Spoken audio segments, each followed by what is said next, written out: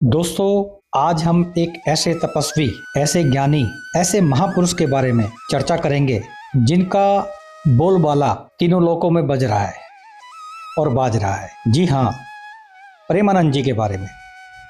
प्रेमानंद जी एक तपस्वी सेवादार का समर्पण वृंदावन वासियों के लिए, वहां के हर जीव के लिए, और नाम सिमरन में ऐसे रमे अपने दुख दर्द भी याद नहीं आते। आखिर प्रेमानंद जी इस प्रीत से समस्त संसार को क्या सीख दे रहे हैं? जी दोस्तों, आखिर प्रेमानंद जी इस समस्त संसार को क्या सीख दे रहे हैं? ये सीख इसलिए मैंने यूज़ किया कि प्रेमानंद जी को आज की डेट में एक से एक तपस्वी महात्मा निकल कर आ रहा है और उनके दर्शन करता है और उनसे मंथन भी करता है और फिर वहाँ से उनका आदर करते हुए वापस प्रस्थान करता है। प्रेमानंद जी की अद्भुत लीलाएं हैं।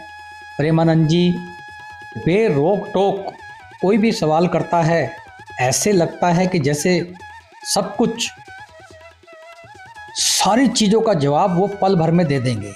और कोई एक सवाल करता है तो ऐसे हर्षो उल्लास के साथ वो जवाब देते हैं। नाम सिमरन को बार बार याद दिलाते हैं कि नाम की ताकत क्या है। यहाँ तक कि जब कोई सिख भाई पहुँचता है तो उसको भी बार बार बोलते हैं कि मैंने यमुना के किनारे सबसे पहले गुरु नानक जी के दर्शन किए। और अब राधा रानी के लिए सिमरन करते हैं, ठाकुर जी के लिए सिमरन करते हैं, वृंदावन वासियों को बहुत प्यार करते हैं, वहाँ के हर जीव को प्यार करते हैं। ऐसी प्रेमानंद जी की रास लीला इस टाइम वृंदावन में चल रही है, जो अद्भुत है।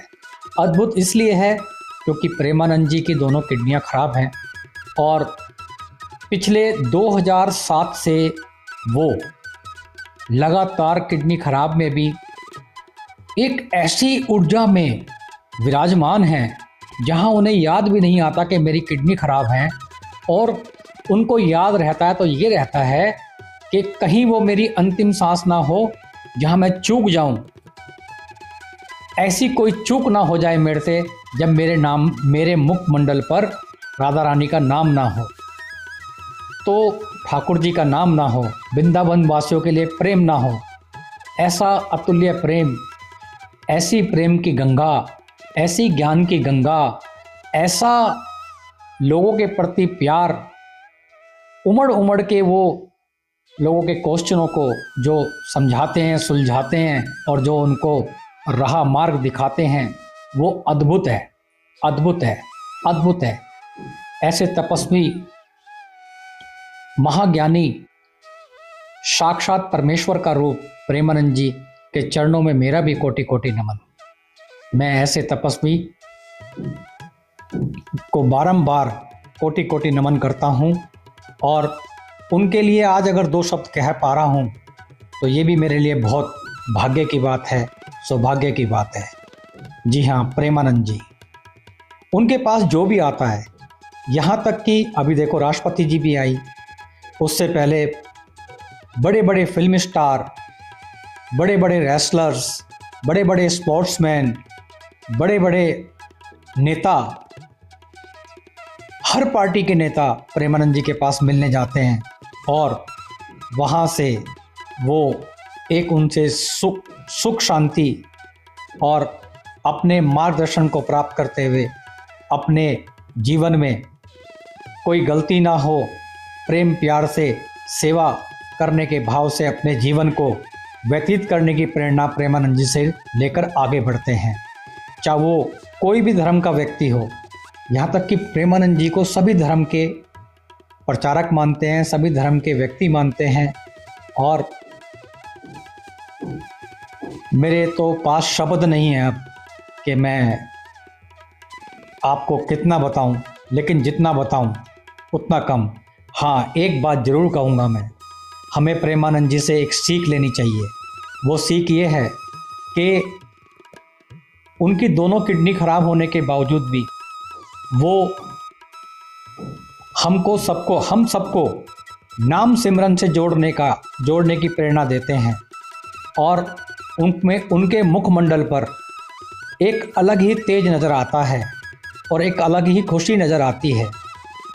तो यहाँ पर एक सीख मिलती है हमें कि इतनी बीमारी, जिस बीमारी में लोग बाग ज़्यादा चल नहीं पाते हैं, डिप्रेशन में पहुंच जाते हैं, सूख जाते हैं।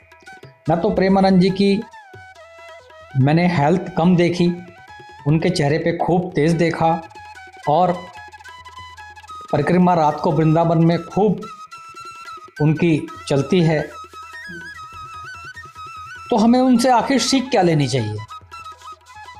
पूरे समाज को सीख क्या लेनी? जो लोग जो हैं बीमार होने के कारण टूट जाते हैं, मैं यही उनसे विनती करूंगा कि ऐसे महापुरुषों की राह को देखते हुए, जो आज की डेट में, मेरा तो यहाँ सोचने का और कहने का मतलब ये है कि शायद ऐसा लगता है कि वो अपनी किडनी के द्वारा ये मार्गदर्शन देना चाह रहे हैं, जिनकी किडनी फेल हो चुकी हैं, कि अब आपके पास जो भी समय है वो प्रभु की भक्ति में लगाइए, उसके नाम जप में लगाइए, और जब मेरे को इतनी लंबी उम्र मिल गई तो आपको क्यों नहीं मिल सकती?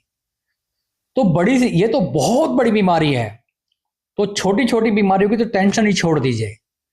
तो हमारी वीडियो मोटिवेशन के लिए बनती हैं, तो मैं यहाँ पर सभी से प्रार्थना करता हूँ, जो भी भाई लोग बीमार हैं, जिनकी किडनी फेल है या जिनको कोई बड़ी बड़ी बीमारियां हैं, वो प्रेमानंद जी से सीख लेते हुए उनको एक आदर्श महात्मा या साक्षात भगवान का रूप मानते हुए उनके बताए हुए मार्ग पर उनकी शब्दवाणी सुनते हुए आप अपने आप को ऊर्जावान बना सकते हैं और अपना जीवन बिना कष्ट के अच्छी तरह हर्षित उल्लास के साथ आप बीमारी में भी अपने आप को स्वस्थ रखकर